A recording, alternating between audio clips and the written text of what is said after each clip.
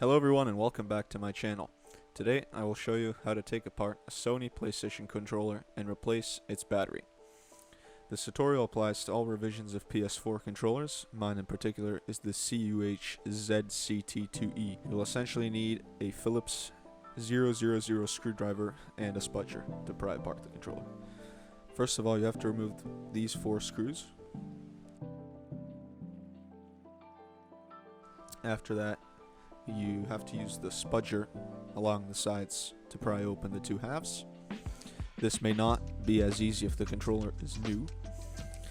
After unclipping the plastic, pay attention to this ribbon cable that connects the charging port to the logic board.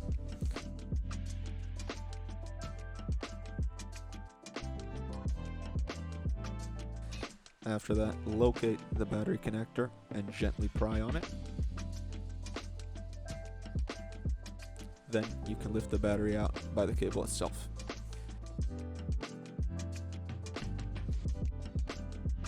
Sony put a 1000 mAh 4.2 volt lithium ion battery, and in my case it works perfectly fine.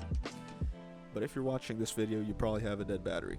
So check out Amazon for battery replacements. There are many options, so choose what's best for you. I'll put the one I recommend in the description.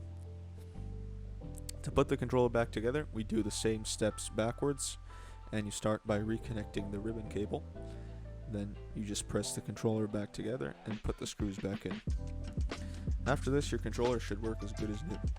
Thanks for watching. Hit that like button if you enjoyed this video. Subscribe if you want to see more of these videos or find them helpful, and I'll see you next time.